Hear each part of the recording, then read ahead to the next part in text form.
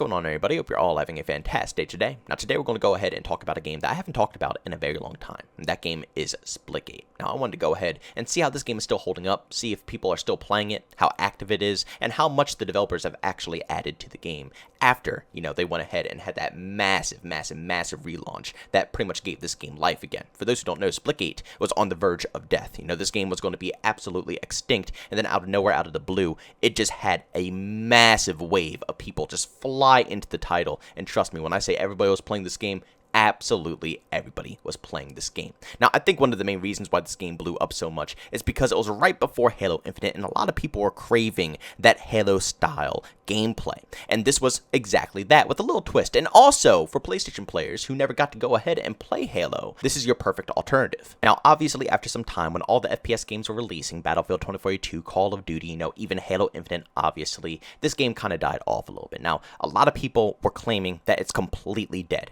Now, I wanted to go ahead and test that out because, like I said, there's a difference between a game, losing its initial hype, what truly blew it up, and a game just completely flopping and not being able to keep up with the players that came into the title. PUBG is a perfect example. The game had a massive wave of hype. Everybody went in and played it, and then obviously over time it started dying down a little bit. Less people were playing it, and people were saying it's officially dead, completely over and done for. When in all reality, you can even go on PUBG right now, current date, and find tons of lobbies, tons of people, and you can always get a good experience out of it, and the developers have been continuously supporting it since the first day it launched. So people throw around the term dead pretty frequently, and because of that, I wanted to go ahead and see this game with my own two eyes and see, not trust everybody's word saying it's completely flopped, and see with my own eyes if this game is still living on and if the developers are giving it the support that it needs to live on. Now, I gotta say, I started to worry a little bit when I first logged into this game. Both playing solo, with duos, trios, and a full 4-man party, it was a little bit difficult to find a full game right away. Usually it put me into, a little practice arena.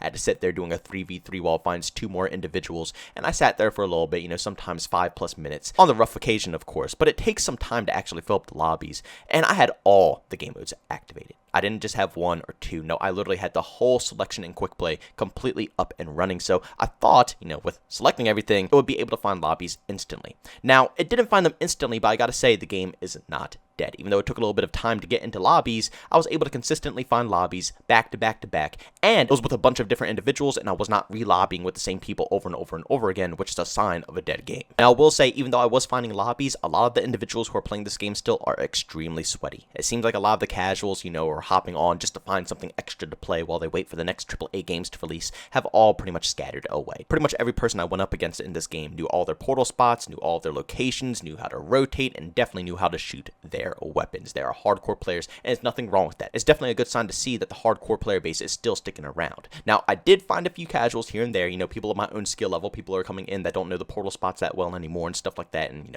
the movement and all that nonsense. So, I did find a few casual lobbies, but I will say the mass majority, it got pretty competitive pretty quickly. Now, I did hear that it was an MLG event going on the same day that I tried out this game. So that could be why it was getting a little sweaty, because obviously, it's a competitive match going on at the moment, so tons of people are hopping on because they want to get competitive themselves.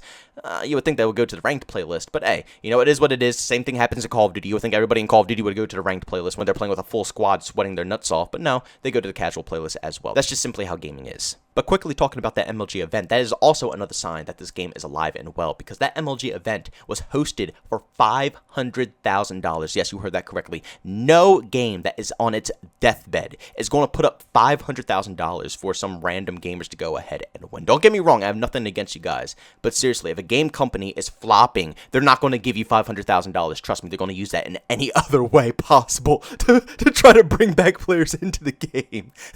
So to know that the developers are willing to put up that much cash to, get people in and play competitively and truly, show the spirit of what Splitgate's all about is truly a good sign in my personal opinion. Now, pushing aside the things like skill-based matchmaking, the regular matchmaking, MLG events, and stuff like that, let's talk about what they actually added into this game and if the developers are truly supporting this title like they should be. And yes, for our free-to-play title, this game has gotten a ton of updates that have been nothing but positivity. Yes, not too many maps have been introduced so far. From what I could tell from when I previously played, they only brought in 1 new map into the rotation.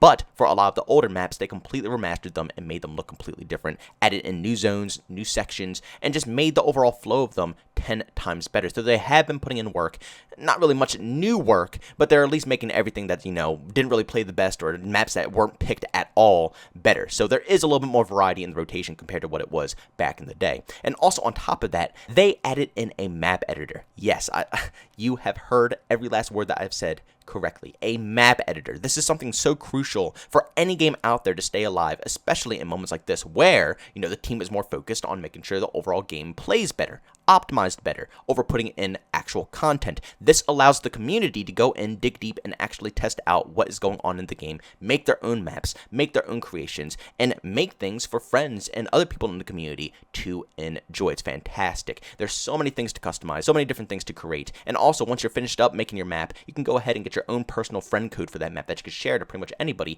and everybody else who made masterpieces can share their codes with you, allowing you to make your custom lobbies and host your own matches to have fun on. And on top of them adding this extra customization, they also have tons of different game modes to play around, which is very crucial in my personal opinion for a replayable, I'm going to emphasize on that, replayable experience. Something that's kind of wrong when it comes to Halo Infinite. Yes, there's tons of sweaty modes to rotate around when it comes to Halo Infinite, but when it comes to party modes and just relaxation, there's not much to test. And in this game right here, even if you don't want to go ahead and play party modes, even if you just want to strictly play TDM, you're allowed to do so. You could just go ahead and play TDM and that is it. Nothing more, nothing less. But if you're bored and you want to play the game for a longer period of time, there is so many different game modes that you can put in rotation that will constantly keep things fresh. You'll go from game modes that are completely sweaty like King of the Hill to, game modes like Oddball with only, baseball bats. So everybody's flying around with baseball bats and, you're trying to defend the person who's holding the ball and stuff like that, or Infection and stuff like that. It's so nice to have multiple things to rotate between to keep my interest active, because once I have to play the same thing over and over and over and over again,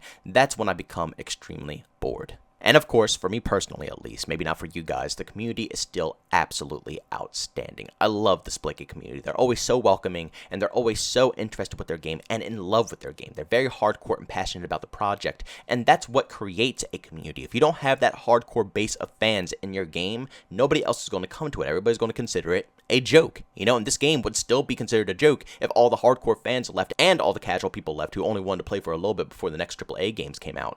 If everybody left, you know what would happen. It would completely die. But the hardcore base, it's its foundation, and it only builds onto it every single day that goes by. People love this game, and they are so excited to even share their love with other individuals as well. All in all, I gotta say, Splitgate is still a ton of fun to play, and I don't think it's dead whatsoever. Even though the hardcore community is showing, pretty crazy right now over, the casuals in the game, I still think you can find casual matches in this game. And also, with such a vast variety of game modes, and on top of that, introducing a map editor allowing the community to build their own creations to keep things fresh and, adding in new content, the game is just tons of fun to play. I don't care if it gets sweaty from time to time.